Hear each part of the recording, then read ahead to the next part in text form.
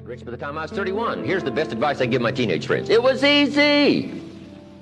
What can I tell you? It was hard? No, it was easy. I'm a millionaire by 31. Let me tell you how I did it. I got 3 reasons why I got rich by the time I was 31.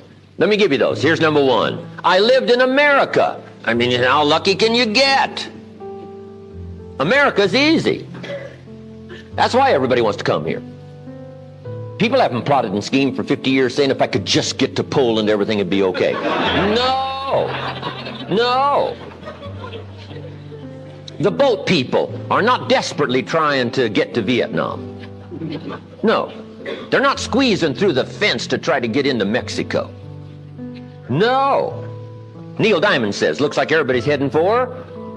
They're all coming to America. Why? Everybody wants to come here by every means possible to get here. Why? Because America's easy. So if you go home with anything, go home with that. Mr. Rohn reminded us that America's easy. He got rich by the time he's 31. America's easy. Bangladesh is hard. Just take that home. Here's the average yearly income in Bangladesh, $120. That would be hard. Tell me hard versus easy. So America's easy. Cambodia would be hard. The Khmer Rouge killed 2 million Cambodians to make communism work. That's hard. America is easy. India would be hard. They got their challenges these days. Tough. America's easy. China would be really hard. Underline really and make a study. It's hard. America's easy. And now in about 90 days you can have that memorized. Tell you, that's all you need. I got rich by the time I was 31. I lived in America. America's easy. Now here's number 2. I found an opportunity. That's all you got to do in America, search for an opportunity. Take the first one, right? Try it. If that isn't it, leads to another. One door closes, another door opens. This is what's exciting about America. It's full of opportunity. A chance to try, and then what? Try again, and then what? Try again? Never run out of opportunity to try. See if you can't better your life and your health and your future and your bank account and your income. Make your fortune here. I lived in America, number 1. Found an opportunity, number 3. Number 2, here's number 3. I found a teacher. What a grand and glorious, unique thing that was for me at that time in my life. I found a teacher willing to teach me. And his teaching came in 2 parts. Here's what it was. Very simple. Number 1, Mr. Rohn, you have evidently messed up between ages 19 and 25. Now, I could understand that. But he didn't leave me there. He said, now here's the answers on how to change it all, the next 6 years, so that the next 6 years won't be like the last 6. What an incredible teacher. Taught me how to have a whole brand new 6 years. First 6, what? I messed up. Second 6, what? I got it right. Second 6 years, I became a millionaire. During that second 6 years, the government was about the same.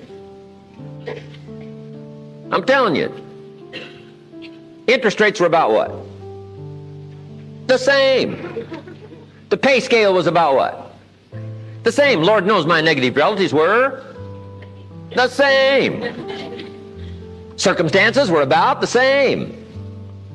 The economy was about the same. The unions and their philosophy was about the same. What was going on around me was about the same. Then how come I got rich that second 6 years? I was not the same. I changed.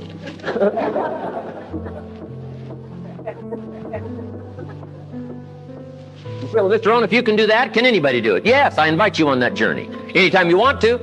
You can stay the same so that the next 6 years will be like the last 6. Take a look at the last 6 years. And I'm telling you, the next 6 years of your life is going to be like the last 6. Unless you want to count on this short list that we call not much list. Most everybody's counting on this not much list. What if all of your negative relatives turned positive? What would that do for your future and your fortune? What? Not much. Not much. What if prices came down a little? What will that do for your future? I'm telling you, not much. If the economy gets a little better, what will that do? Not much. Now that the Democrats are in power, what's that going to do for your future? Not much. We could get a good debate going here. If the Republicans would have stayed in power, what would that have done? Not much. Hey, we could get a good debate going here. I'm telling you, it's a not much list. If you don't make plans of your own, guess what? You'll probably always fit into someone else's plans. Guess what someone else may have planned for you?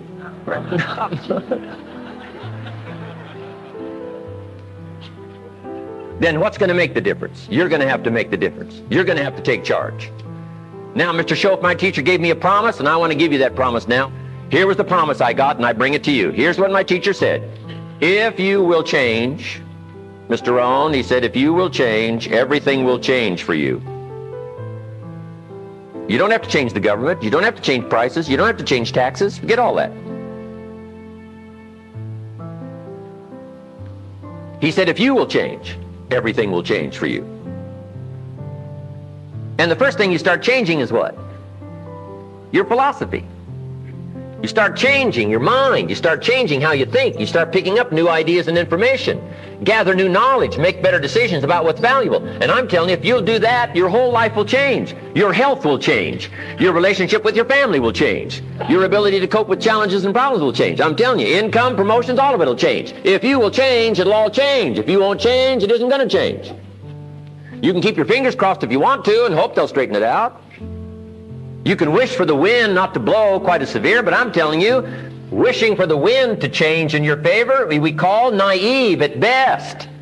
Don't do this any longer. Wish for a better wind. The key is to wish for the wisdom to set a better sail. Utilize whatever wind it blows to take you wherever you want to go. That is the philosophy I picked up at age 25, and it revolutionized my whole life. And here's what I found. I found it was easy. I got rich by the time I was 31, and it was easy. Now, here's my definition of easy. Got to jot this down. My definition of easy, meaning something I could do. I figure if it's something you can do, it's easy. Now, here's a parenthesis. Parenthesis, I worked hard at it. I found something I could do, which was easy, but I worked hard at it. I got up early and stayed up late, worked hard that 6 years. But what I did was easy, meaning it was something I could do. You say, well, Mr. Rohn, if it was so easy, how come everybody else around you during that 6 years, how come they didn't get rich? Here's why. It's easy not to. How else would you describe it? That's it. You say, no. For all of the rest of them, it was hard for them and it was easy for you. That's not true. You couldn't debate me on that in front of this intelligent audience. But here's the challenge. Let me give it to you in a philosophical phrase. I tend to be a little philosophical. Here it is. The things that are easy to do are also easy not to do. That's the difference between success and failure.